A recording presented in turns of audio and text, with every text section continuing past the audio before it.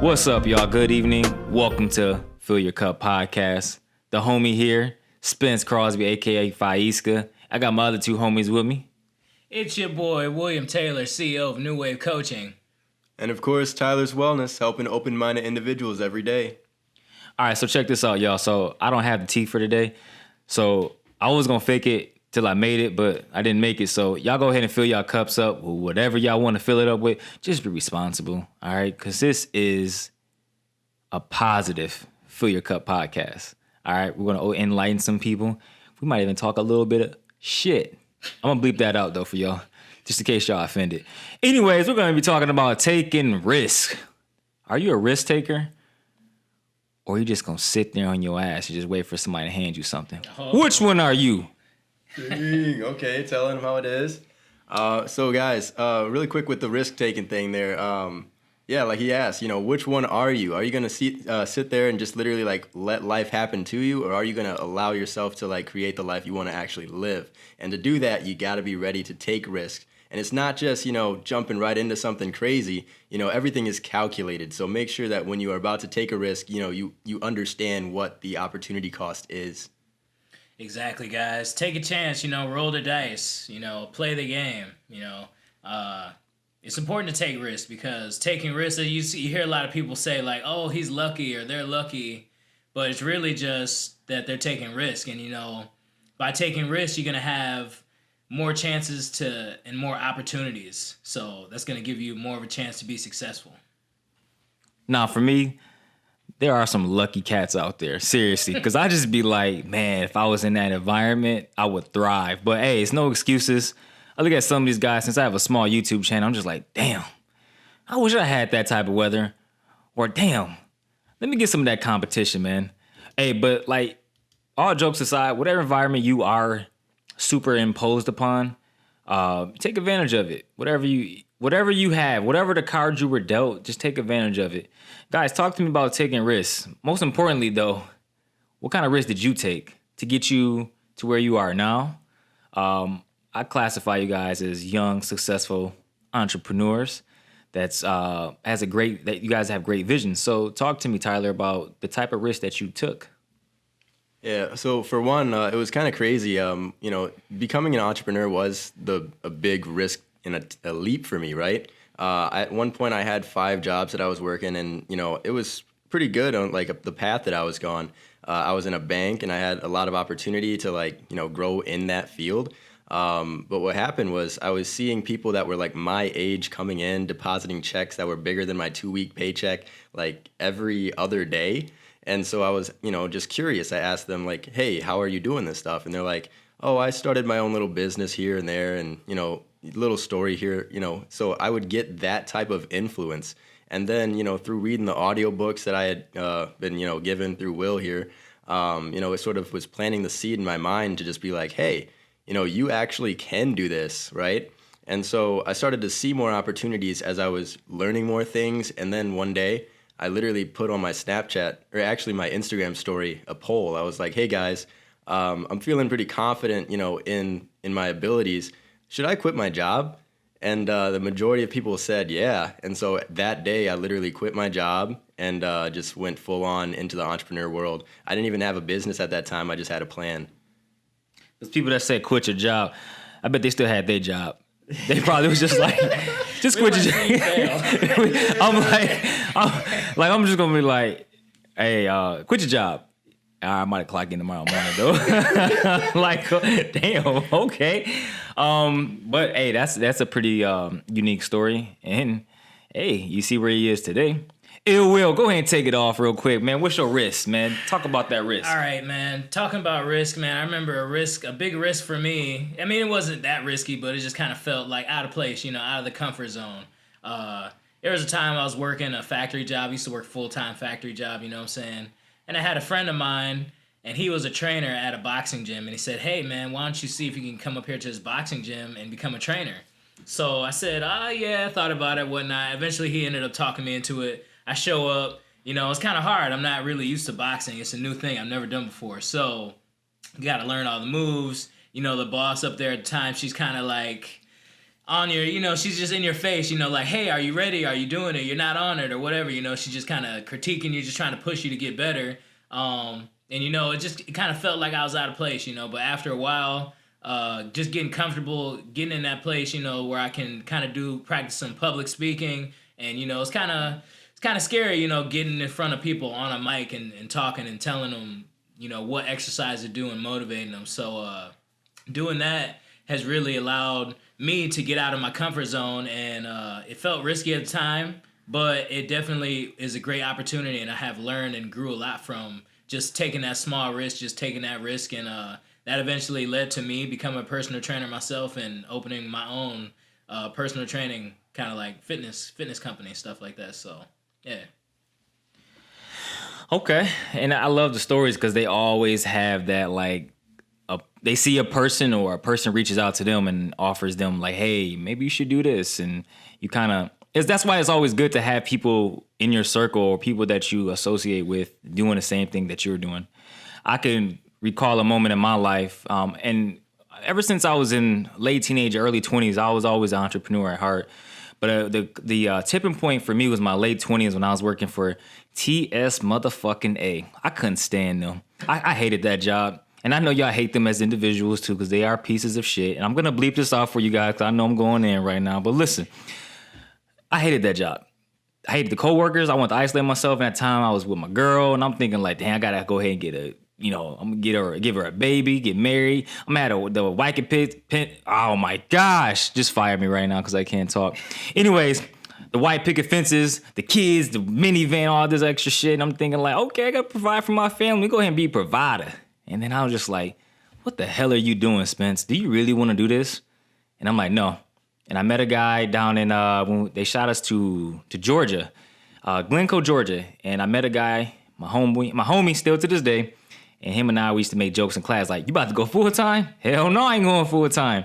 And we used to make those jokes all the time because we never wanted to go full time. We just did part time. We did what we did. And from there, that was a tipping point. I quit that job. I opened up my own business. At the time, I was working as a personal trainer at another gym, and they were doing really bad. So they were like, yo, Spence, we want to cut the training department because we're doing really bad right now, and we need to keep this money as much as we can. So I'm thinking like, dang, I ain't got no training job. The TSA job it's a wrap. I can't do this anymore. And getting up at 4 a.m, I'm just like, I couldn't do it no more. So anyways, started my job. My garage was terrible, full of trash. It might have been like some Resident Evil shit in there. I don't even know what was lurking in there. But honestly, like I cleaned that mug up, started out with a couple of clients, kept growing my business, and then boom. I've been in business almost 3 years, and it's just like, it's a wonderful thing, but they don't tell you how difficult this shit really can be. Because I'm telling you, it's not easy. It sounds good that you have more free time. It sounds good that you have all these opportunities. But like I'm telling you, it's a lot more work. And a lot of people just think, oh, you get all that time to do what you can. No, I'm talking like countless things you have to do. And you're always worried about, hey, I got to make my own money. It's not no one giving you a paycheck, guys. So, talk to me, guys. What's the difference or the underlying let's just say, what's the biggest difference from having a regular 9-to-5 job to what you're doing now? What are some of the positives and negatives of both of those? Can I jump in real quick? Go for it. All right. So I really like that, how you had mentioned, it is a completely different world. And a lot of people, they don't say how hard it actually can be, right? So some of the benefits and obviously, some of the downfalls there would be, well, let's start with the downfalls, right? The thing is, if you don't show up, you can't just call off work. You are the work. You can't just be like, all right, I'm done for the day.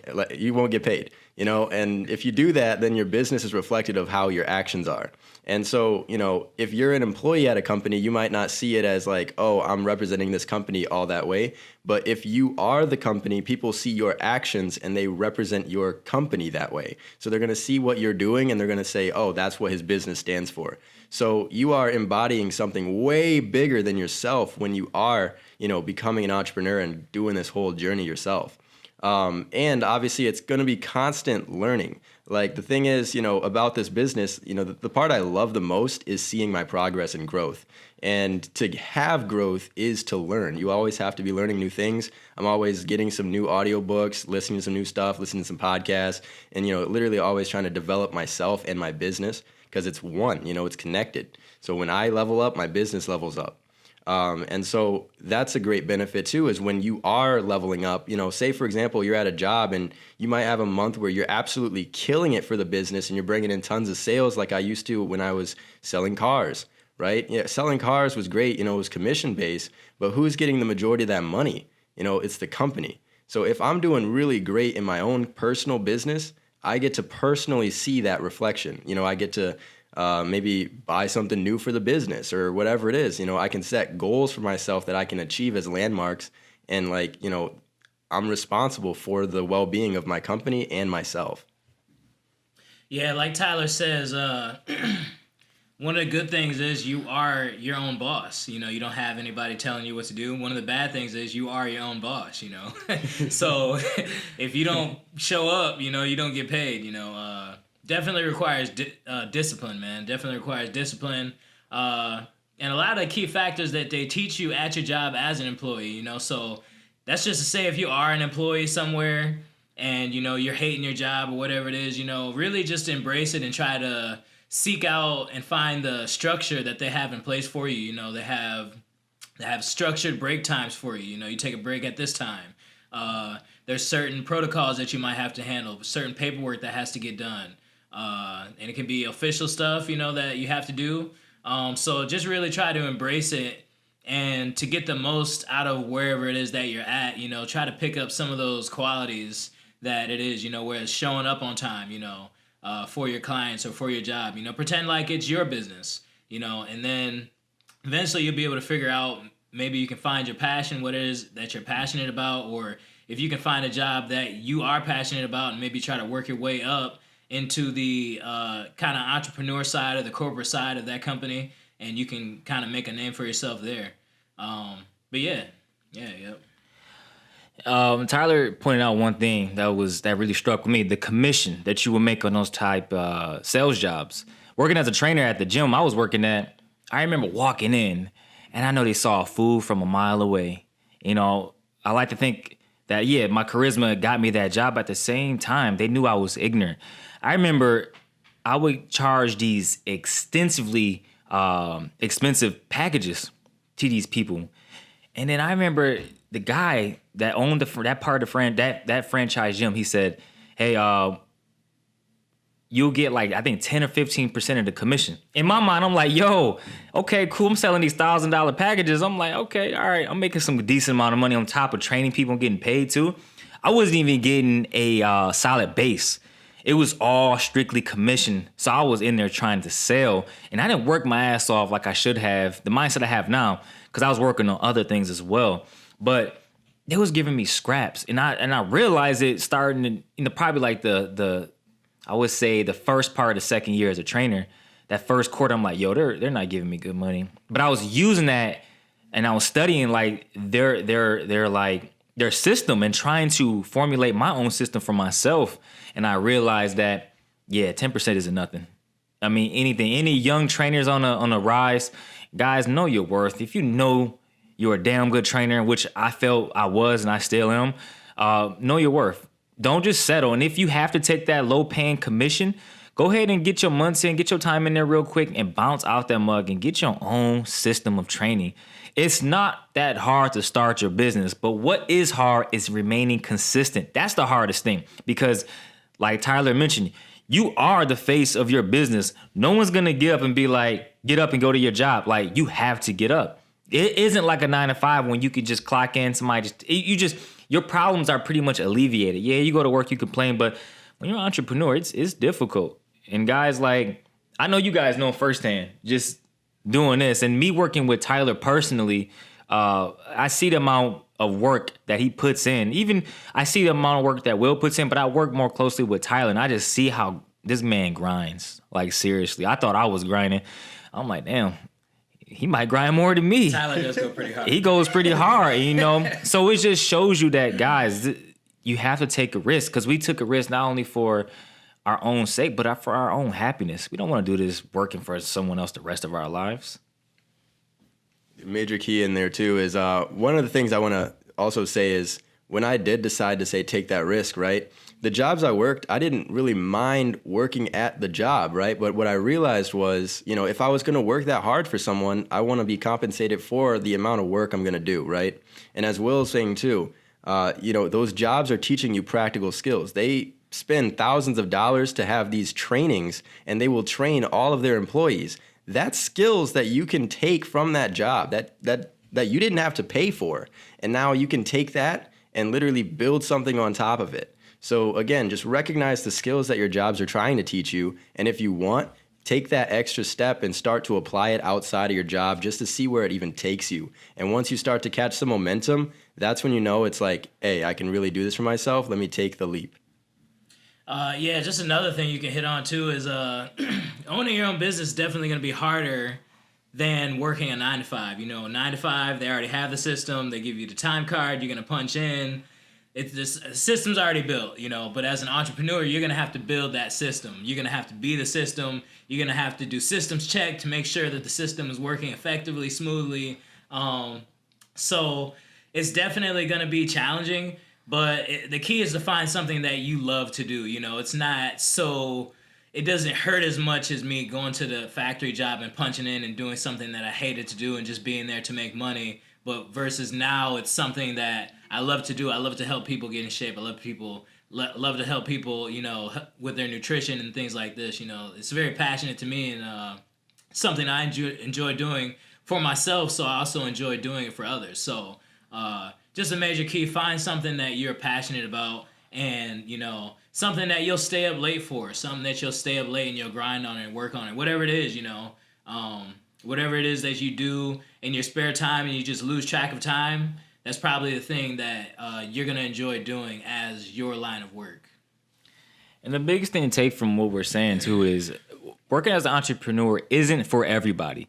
Just like working on 9 to 5 isn't for everybody. But there is nothing about being that's greater than, being an entrepreneur, like, oh, I'm greater, I'm better than you, or vice versa. We each have our own tools and our own skill set, and we have to realize that people that do 9 to 5s, hey, I'm sure you work your ass off. I know firsthand from seeing my parents work their butts off like that and continuously working their butts off. So it's not easy doing all of this stuff to work for just to live. That's the biggest thing. Like, we're working to live. But working to live doesn't have to be bad if you're working to live to do what you love to do. And that's where you got to find that sweet spot. If you love what you're doing, man, do it. I don't care if you like wiping tables down. My dad always told me this: if you're going to work a job and you wiping floors down or tables down, be the best at it. And I didn't realize, I'm like, no, I don't care about this job. But the older I've gotten, I'm like, yeah, if I ever worked a job like that, I would be the best at it, because ultimately I take pride in what I do. And guys, take pride in what you do. And taking risks doesn't have to just be with being an entrepreneur. It could be with anything in life. You might take a risk on a job that is paying less and your significant other has to pick up the work, but you're doing this because you're like, okay, I gotta learn these skill sets so that way I can launch my business or I can get this other job. I know a friend firsthand that he went to school full time and was only working part time, and it paid off. The man has a high paying job. He's living in Texas now. So it's just like, this guy has a house. He's an old man now. He's still in his 20s, but I just see him as successful because I'm just like, yo, he took that risk.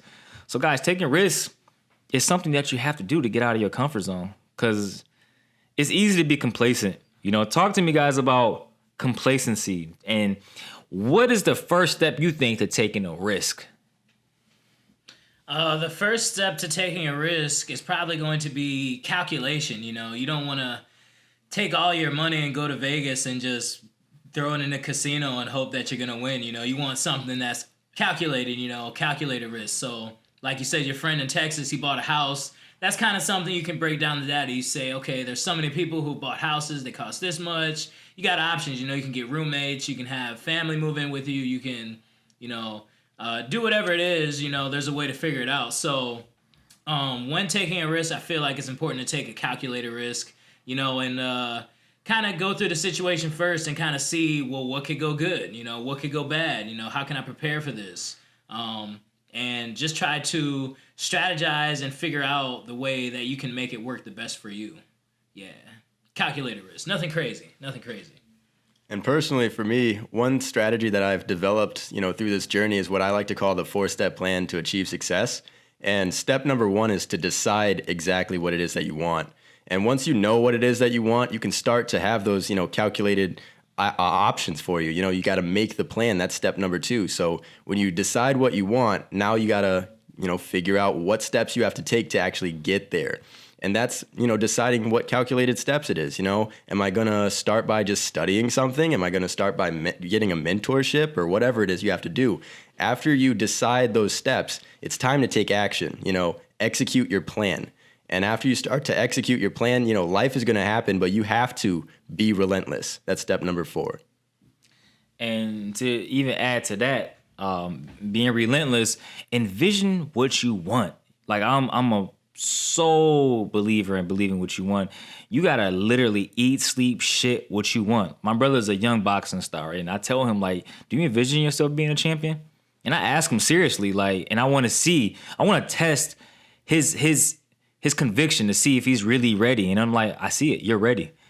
Once you start envisioning what you want and putting yourself in those situations, it's just weird. The universe is just like, all right, here you go. And for you people that don't know what the universe is, we're just saying the same shit, okay? God, whatever. I just say the universe to make shit easier, okay? So don't hop on my nuts and be like, oh, man, he said universe. All right, golly. No, I'm just playing with y'all. But listen, envision what you want, strive for it, and literally eat, sleep, shit it. You have to be successful in what you do. And it's not going to happen. It might happen a month, it might happen a year, it might happen 10 years later. As long as you remain true to yourself and trust the process, you'll be successful. Yeah, visualization is huge, man. I use that a lot. I have a vision board myself. I got me up there, lots of money, successful business owner, personal trainer, clients, nice cars, whatever it is, nice house. Put that vision and hold it for yourself whenever it is that things are getting hard or you're like, man, I can't really figure this out. And then kind of just flash back to that vision. Well, what do I have to do? Or, and try to hold that vision for yourself so that you can be strong in those times whenever it is tough for you. And a major way to make sure you actually achieve those goals, even if they are goals that are, 2 years down the line from now, 3 years or so on, make sure you actually write it down. Because if you forget to actually write this down, life again happens and you're going to forget exactly what it is that you decided and all that kind of stuff. But when you write this down and you actually revisit that note or anything like that, it's a constant reminder, like a talisman. What I do personally, I have notifications, like a reminder on my phone daily to tell me, boost your enthusiasm at a certain time and check your, notifications of my to-do list and stuff like that. Like those are little reminders I have to keep me consistent. Guys, most importantly, like he said, having those reminders, that's very important. That's why I have like little anime things on my phone to kind of like, hey, give me the extra boost. Is that Attack on Titan, bro? This is Hunter x Hunter. Hunter. My boy Netsudo. Netsudo, okay. Yes. Anime geeks will know. Yeah, exactly. Y'all know what it is. He's the OG. But guys, this was a great podcast. I hope you guys took some from it. Most importantly, I hope you guys got a laugh in because you know how I be wilding out sometimes. I hope they don't like extra bleep out my shit or be like, yo, you can't say that. You know what I mean? Because censorship is on the rise. So anyways, guys, I hope you guys enjoyed it. This is Spence Crosby, a.k.a. Faiska. I'm going to go ahead and have my slogan in there because Tyler and Will always beat me to it. I always forget. Building physiques, build a better you. You can find me on social media. Tyler, Will, go ahead and take it off for me. Let's go. It's your coach's coach. It's your trainer's trainer, William Taylor, CEO of New Wave Coaching. Y'all go ahead, fill y'all cups, man. See y'all next week. And of course, Tyler Wellness here, signing out. And don't forget to make yourself a priority. This guy sounds like a salesman, doesn't he? All right, y'all. Peace out. Next podcast. We'll see y'all. Peace.